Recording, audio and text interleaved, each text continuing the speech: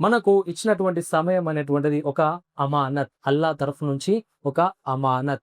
అమానత్ అంటే ఏదైనా ఒక వ్యక్తి దగ్గర మనం నమ్మకంగా ఒక వస్తువుని పెట్టి వెళ్తాం. తిరిగి వచ్చి తీసుకుంటాను, ఇది జాగ్రత్తగా ఉంచు అని. ఆ వ్యక్తి ఆ వస్తువులో ఏదైనా లోటు చేసినా, ఆ వ్యక్తి ఆ వస్తువును తీసుకొని వాడుకుంటే మనకెంత ఆగ్రహం వస్తుంది, ఎంత కోపం వస్తుంది. అరే! నమ్మకం కొద్దీ నేను ఈ వస్తువు నీ దగ్గర పెట్టాను. ఈ వస్తువును వాడుకున్నావు. నీ మీద నమ్మకమే పోయింది. ఇక జీవితంలో నీ మొహం చూడనంట. అదే విధంగా ఈ శరీరం అనేది, ఈ యొక్క సమయం అనేది అల్లాహ్ తరఫున మనకి అమానత్. కాబట్టి ఈ యొక్క అమానత్‌ని మనం శ్రద్ధగా, జాగ్రత్తగా ఉపయోగించుకోవాలి. హదీస్‌లో ఈ విధంగా ఉంది. ఆల నబియ్యు సల్లల్లాహు అలైహి వసల్లం నిఅమతాని మగ్బూనున్ ఫీహిమా కతీరున్ మినన్ నాస్ అస్సిహ్తు వల్ ఫరాగ్. దీని అర్థం ఏంటి? ప్రవక్త ముహమ్మద్ సల్లల్లాహు అలైహి వసల్లం వారు ఈ విధంగా తెలియజేస్తున్నారు.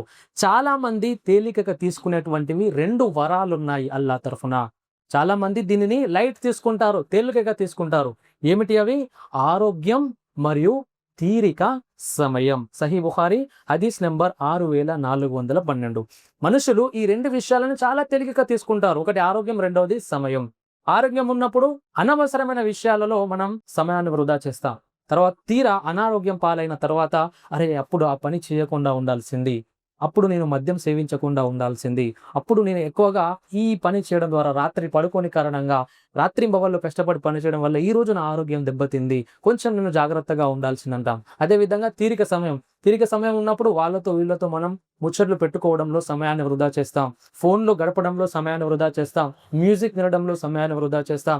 టీవీ చూడడంలో సమయాన్ని వృధా చేస్తాం. ఎప్పుడైతే సమయం ఉండదో మంచాల పడిపోయినప్పుడు మనకు తెలుస్తుంది. మనం బెడ్ మీద పడిపోయేటప్పుడు మనకి అర్థమవుతుంది సమయం యొక్క విలువ. అరే! అప్పుడు ఆ సమయాన్ని నేను వృధా చేయకుండా ఉంటే ఈరోజు నేను మంచి స్థితిలో ఉండేవాడిని. నా సమయం ఏదైతే ఉందో నా పిల్లవాని యొక్క ఆలోచనలు డెవలప్ చేయడంలో పెట్టి ఉంటే, నా పిల్లవాని యొక్క ప్రవర్తనని మార్చడంలో నా సమయాన్ని పెట్టి ఉంటే, ఈరోజు నేను ఈ మంచాల పడ్డటువంటి సమయంలో నాకు సహాయం చేసేవాడేమో, నాకు అన్ని రకాలుగా అతను సహాయం చేసేవాడేమో అని అప్పుడు వస్తాయి అలాంటి ఆలోచనలు.